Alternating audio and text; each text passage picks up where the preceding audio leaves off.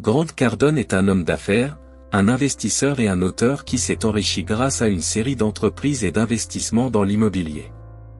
Sa fortune est estimée à plus de 300 millions, et il gère plus d'1 milliard de dollars d'actifs.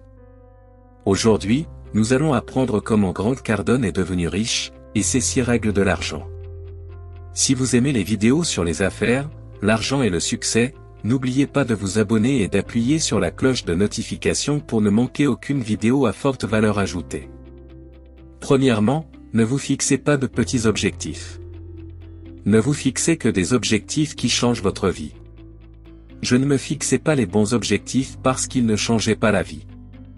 Donc, si vous gagnez 60 000 $ par an et que vous vous dites qu'il faut que je gagne 6 000 $ de plus par an, cet objectif, vous allez l'abandonner. Ça ne changera pas votre vie. Les objectifs qui ne changent pas les conditions de votre vie, changez-la. Oui. De façon importante, changez-la. Et il y a tellement de niveaux différents. Un type qui passe de 500 $ par an à 10 000 $ par an, c'est un grand changement. Oui. Cela ne signifie rien pour vous. Ça ne veut rien dire pour moi, mais ce serait un grand changement pour lui. Mais de 50 000 à 55 000, vous ne détecterez aucun changement dans votre vie. Par conséquent, vous abandonnerez l'inconfort. La troisième chose, c'est qu'il doit s'agir d'un objectif inconfortable qui exige que vous fassiez des choses inconfortables, ce qui signifie que vous devez renoncer à certaines choses.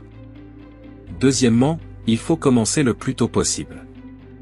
Je suis donc dans mon bureau, j'ai écrit Cellar Be Sold. Je me suis dit, ok, maintenant il faut que je sorte le livre. Si vous avez vu le premier exemplaire de La Cave est vendu, ne vous débarrassez pas de ce livre. Il y avait des centaines de mots mal orthographiés, des problèmes de grammaire, des points-virgules là où il devrait y avoir les 2 points. Je l'ai écrit en 3 heures. Et puis, boum, j'ai mis une couverture et j'ai commencé à vendre. Nous avons commencé à vendre ce livre en porte-à-porte, partout où nous le pouvions, et un type m'a appelé pour me dire que ce livre était mal orthographié. Je lui réponds, oui. Où voulez-vous en venir? Et il me répond, ce livre contient des mots mal orthographiés. Et nous le faisons encore aujourd'hui.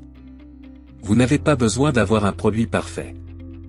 Il faut avoir une idée et mettre un produit sur le marché, commencer à le pousser et obtenir des revenus, et pouvoir corriger les choses plus tard. Toutes les grandes entreprises font des mises à jour de leurs produits ou services. Elles ne commencent pas avec des choses parfaites. Troisièmement, économisez votre argent. Vous devez atteindre un certain niveau de revenu. C'est un concept fascinant. Si vous pouvez le faire, je vous garantis que vous le serez. Vous devez faire en sorte que votre revenu ne vous permette pas de payer vos factures, mais qu'il vous permette d'épargner 40% de votre revenu brut. Maintenant, vous voulez parler de quelque chose de difficile. C'est bien plus difficile que ça. Si vous arrivez à faire ceci, vous y arriverez. Alors, quand vous vous asseyez et que vous faites le calcul, qu'est-ce qu'il vous faudrait pour épargner 40% de vos revenus? Regardez ce qui se passe. Si vous gagnez 10 000 $ par mois et que vous voulez en épargner 40 000, vous devez d'abord vous payer vous-même. Le gouvernement ne vous laisse pas faire cela. Il ne vous fait pas confiance. Ils disent, non, non. Prenez-lui d'abord cet argent avant qu'il ne le gaspille. Nous savons qu'il va le gaspiller. On sait qu'il va tout foutre en l'air. On sait que l'IRS va prendre, ils vont retenir probablement 40% de l'argent. Alors, si tu es prêt à payer au fisc 4 000 $ sur 10, tu dois trouver un moyen de te payer toi-même 4 000 $. Quel est le problème? Il faut vivre à 2. Oui, c'est ça. Alors continuez à faire le calcul. C'est le calcul que vous devez faire avec votre conjoint.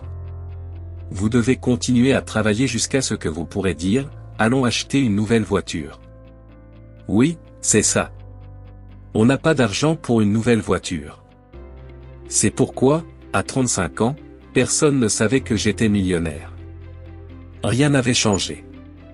Je courais toujours avec des chaussures de merde, vous savez, j'achetais des chaussures à 40 $, et je travaillais avec une chemise aussi longtemps que je le pouvais. Et personne n'a vu, je n'avais pas de voiture de luxe. Je conduis une Camry avec $1 million à la banque. Numéro 4, éviter de l'argent liquide. Tous les jours, la première chose que je fais, c'est de regarder mes comptes de trésorerie pour savoir où je peux me débarrasser de ces ordures. Le cash, c'est de la merde, donc j'essaie d'échanger du papier contre quelque chose que l'inflation va aider et non pas blesser. Donc je suis en train de mettre de l'argent en banque et j'avais $1 million. J'ai fait les 3 premiers 50, 30 jours plus tard j'ai acheté une autre affaire. Cinquièmement, investissez dans les flux de trésorerie des actifs. Si je ne peux pas mettre de l'argent déprécié dans quelque chose qui va s'apprécier avec le temps et que je peux toucher, je ne le regarde pas.